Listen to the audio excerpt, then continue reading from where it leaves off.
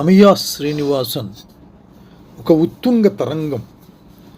జ్ఞానశాస్త్రంలో, తత్వశాస్త్రంలో, విశేషించి స్త్రీవాద తత్వశాస్త్రంలో చాలా పలుకుబడి కలిగినటువంటి ఒక విశిష్టమైన స్పష్టమైన వైఖరి కలిగినటువంటి ప్రాపంచిక దృక్పథం కలిగినటువంటి తత్వవేత్తల్లో ముఖ్యురాలు శ్రీ అమియా శ్రీనివాసన్.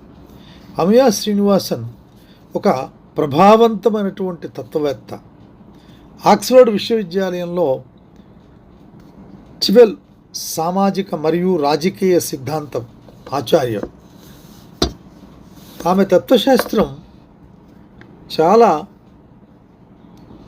విశాలమైనటువంటి ప్రాతిపదికపై నిర్మించబడినటువంటిది.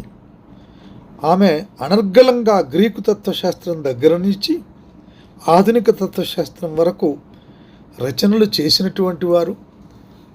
స్పష్టమైనటువంటి చాలా బహుళమైనటువంటి నాలెడ్జ్, జ్ఞానం కలిగినటువంటి వ్యక్తి. ఆమె లండన్ బుక్ రివ్యూలో మాట్లాడినప్పుడు మనం పరిశీలించినట్టయితే నయాగరా జలపాతంలా మాట్లాడగలిగినటువంటి శక్తి, యుక్తి, దానికి తోడు ఆమెకున్నటువంటి తత్వశాస్త్రంపై పట్టు, ప్రపంచ చరిత్రపై ఆమెకి విశేషించి స్త్రీల చరిత్రపై ఉండేటువంటి అవగాహన ప్రశంసాపూర్వకమైనటువంటిది, చాలా బహుదా ప్రశంసనీయమైనటువంటిది. అయితే స్త్రీవాద సిద్ధాంతం, జ్ఞానమీమాంస మరియు రాజకీయ తత్వశాస్త్రం, ఈ మూడింటిపై ఆమె పరిశోధన, ఆలోచన ఎక్కువగా కేంద్రీకృతమై ఉంటుంది.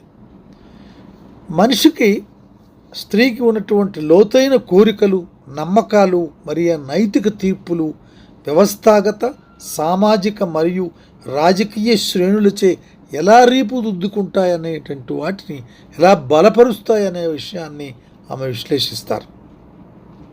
ఆమె కృషి సాంప్రదాయ తాత్విక సరిహద్దులను పునర్నిర్మిస్తున్న అనేక పరస్పర సంబంధిత స్తంభాలను కలిగి ఉంటుంది.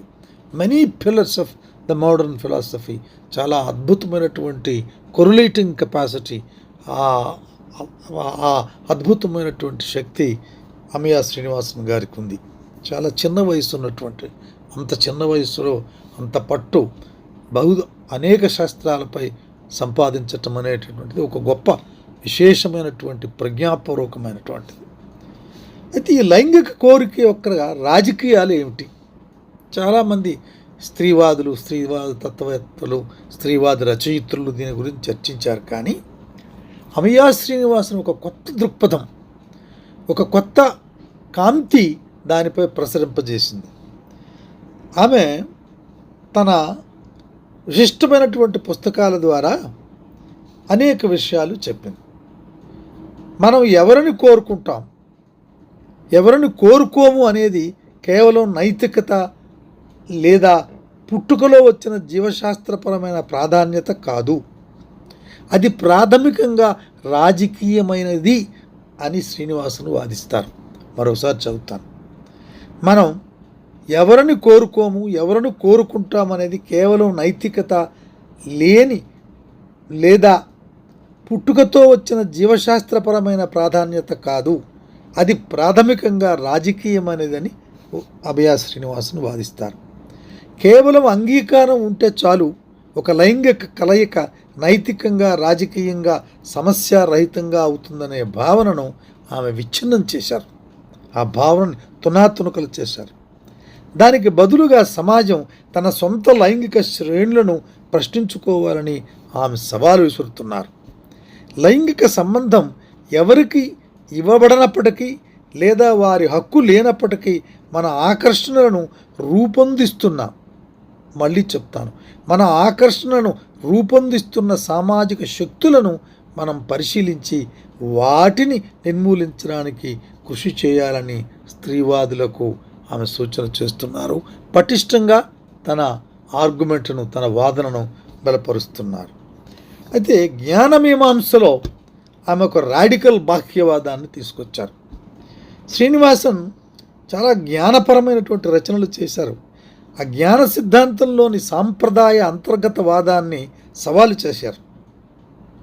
సంప్రదాయకంగా ఒక వ్యక్తి యొక్క నమ్మకం వారి వ్యక్తిగత అంతర్గత దృక్కోణం నుండి అర్థవంతంగా ఉన్నంత వరకు దానిని సమర్థనీయమైనదిగా పరిగణించవచ్చునని తత్వవేత్తలు వాదిస్తారు. శ్రీనివాసన్ రాడికల్ ఎక్స్టర్నలిజం భావన ప్రకారం ఆ బాహ్య చింతన గురించి చెప్పేటటువంటి దానిలో వ్యవస్థాగత ప్రతిస్వామ్యం లేదా జాత్యహంకారం వంటి చెడు భావజాలం ఉన్న పరిస్థితుల్లో ఒక వ్యక్తి తన పరిమిత దృక్కోణానికి తార్కికంగా సరిపోయే నమ్మకాలను ఏర్పరుచుకోవచ్చు, కానీ అవి ప్రాపంచిక అణిచివేతకు లంగరు వేయబడినందున సమర్థనీయం కానివిగా ఉంటాయి. మన సమర్థనీయత కేవలం మన మనస్సులకు మాత్రమే కాకుండా ప్రపంచంతో మనకున్న వాస్తవ సంబంధానికి లోతుగా ముడిపడి ఉందని ఆమె ప్రతిపాదిస్తున్నారు. ఇది ఒక అద్భుతమైనటువంటి ప్రతిపాదన. ఇది ఒక చక్కని ఎలిమెంట్. అనేక స్త్రీవాదులకు స్టిమ్యులస్ ఇచ్చి రచనలు సాగింపజేయటానికి ఉపయోగపడేటటువంటి అద్భుతమైనటువంటి వాక్యవాదం. కారాగార స్త్రీవాదాన్ని ఆమె తిరస్కరించడం లైంగిక హింస లేదా దోపిడీ సమస్యలను పరిష్కరించడానికి రాజ్యం, నేర న్యాయ వ్యవస్థ లేదా కారాగార యంత్రాంగంపై ఆధారపడే స్త్రీవాదంలోని కొన్ని ధోరణులను శ్రీనివాసన్ తీవ్రంగా విమర్శించారు. పోలీసులపై, జైళ్లపై ఆధారపడటం వల్ల అత్యంత అణగారిన వర్గాలను, లైంగిక కార్మికుల వంటి వారిని శిక్షించడమే జరుగుతుంది, అన్యాయమే జరుగుతుంది కొన్ని సెక్షన్స్కు. అదే సమయంలో పెట్టుబడిదారీ విధానం, పితృస్వామ్యం వల్ల ఏర్పడిన లోతైన వ్యవస్థాగత సామాజిక ఆర్థిక సంక్షోభాలను పరిష్కరించటం విఫలమవుతుందని ఆమె వాదిస్తారు. ఇది ఒక అద్భుతమైనటువంటి వాదన. ఈ స్త్రీవాదంలో హృదయానికి తక్షణమే హత్తుకునేటటువంటి ఆవిడ వాదన. తత్వశాస్త్రానికి ఉన్నటువంటి శక్తి పరిమితులు కూడా ఆవిడ చెప్పారు. శ్రీనివాసంలో పదే పదే ఒక ఇతివృత్తం వస్తుంది, మనం గోచరిస్తుంది మనకి. తత్వశాస్త్రం అసలు దేనికోసం ఉద్దేశించబడింది అనే అధితాత్విక ప్రశ్న ఆమె రాజకీయంగా చురుకైన తత్వశాస్త్రాన్ని సమర్థిస్తుంది. ఇది రాజకీయ ఆగ్రహం వంటి భావోద్వేగాలను ఒక ఆవిష్కరణ సాధనంగా స్వీకరిస్తుంది. అంతేకాకుండా ఆమె విమర్శనాత్మక వంశావళి యొక్క ప్రాముఖ్యతను నొక్కి చెబుతుంది. మన అత్యంత ప్రాథమిక భావనలు ఎలా ఏర్పడ్డాయో పరిశీలించి చెప్తుంది.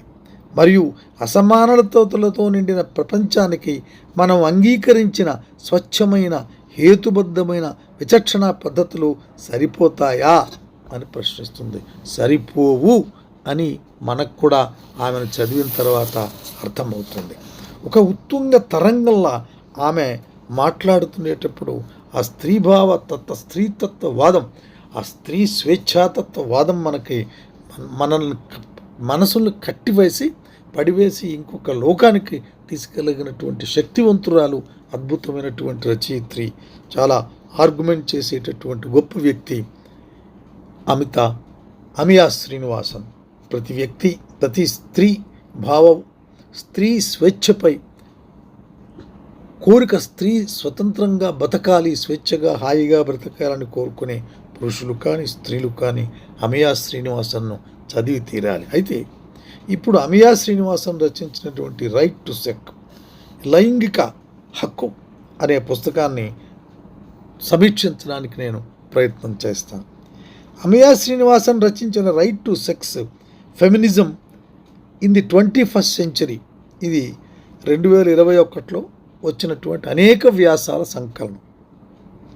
ఇది లైంగికత, కోరిక మరియు అధికారం యొక్క రాజకీయాలను పునఃపరిశీలిస్తూ, లైంగిక కోరికలు కేవలం వ్యక్తిగత సహజ సిద్ధమైన ప్రాధాన్యతలు కావు, ఇవి జాత్యహంకారం, స్త్రీద్వేషం మరియు పెట్టుబడిదారీ విధానం వంటి సామాజిక, రాజకీయ మరియు చారిత్రక శక్తులచే రూపుదిద్దుకుంటాయని చక్కగా అత్యంత ప్రతిభావంతంగా వాదించింది. ఈ పుస్తకం యొక్క ప్రధాన తత్వం ఉదారవాద స్త్రీవాదం మరియు సమ్మతి సంస్కృతి యొక్క ప్రస్తుత పరిమితమైన చట్టాన్ని సవాలు చేస్తూ, దానికి బదులుగా నిజమైన విప్లవాత్మక స్త్రీవాదం అసమాన ప్రపంచంలో లైంగికతకు సంబంధించిన గందరగోళమైన అసౌకర్యకరమైన వాస్తవాలతో తప్పక పోరాడాలని ప్రతిపాదిస్తుంది. ఈ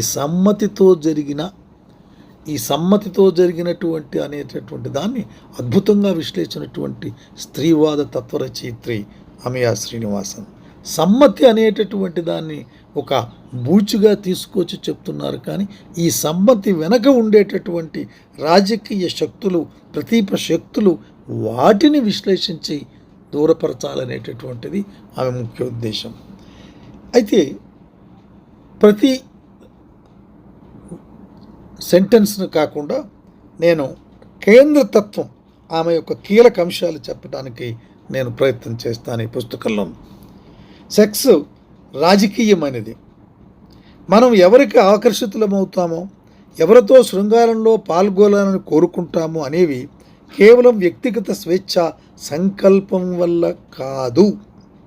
అధికార వ్యవస్థల, పితృస్వామ్య, జాతి వివక్ష, అంగవైకల్యాల అనేక సమాహారం ద్వారా నిర్మింపబడుతున్నాయని శ్రీనివాసన్ వాదిస్తున్నారు.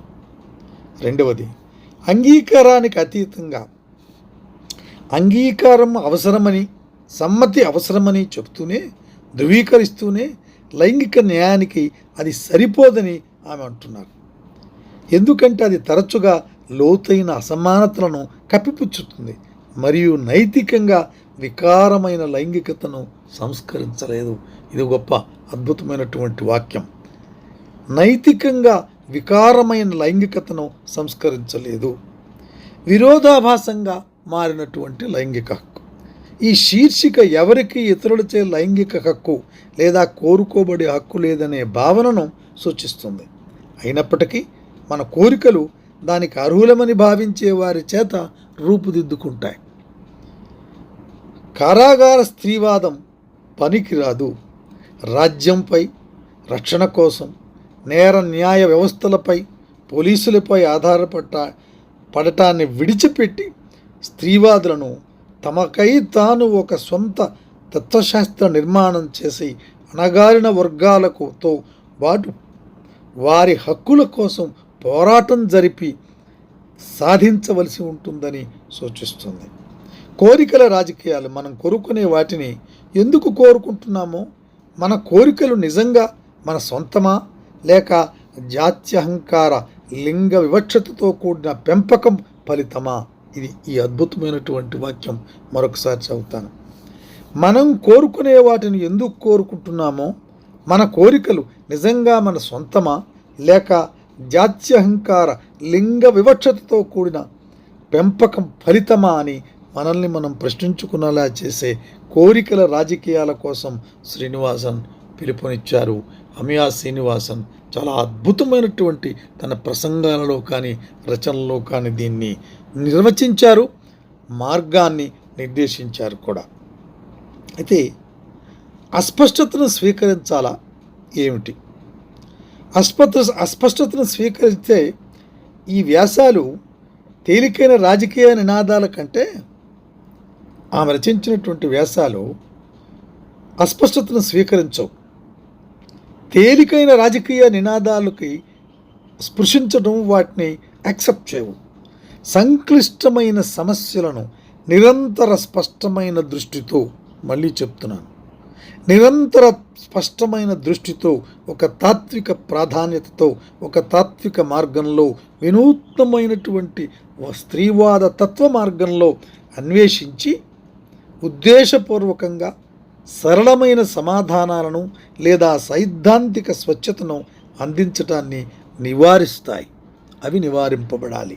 అప్పుడు మాత్రమే ఈ అమితా శ్రీనివాసన్ చెప్పినటువంటి స్త్రీతత్వం, స్త్రీవాద తత్వానికి ఒక గొప్ప ఇంపిటస్, స్టిమ్యులస్ కలుగుతుందని నేను కోరుకుంటూ, విశేషించి స్త్రీలైన పురుషులైన స్త్రీ హక్కులను కాపాడాలి అనే తత్వానికి కట్టుబడి ఉన్నటువంటి ప్రతి వ్యక్తి అమితా శ్రీనివాసన్ని చదివి తీరాలి.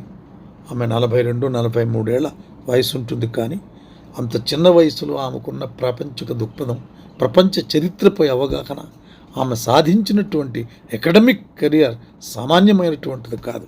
ఆ చిన్న వయసులో విదేశీయులు కాకుండా, తెల్లవారు కాకుండా ఆ ప్రొఫెసర్షిప్కి ఎంపికైనటువంటి మొట్టమొదటి వ్యక్తి అమియా శ్రీనివాసన్. అమియా శ్రీనివాసన్ ఒక ప్రజ్ఞానిధి, ఒక ఆలోచన స్రవంతి, ఒక ఉత్తుంగ తరంగం. ప్రతి స్త్రీవాద సమర్థకులు చదివి దీనిపై ఆలోచించి తెలుగులో అనేక విషయాలు రాయబడాలనేటటువంటిది నాది కోరిక.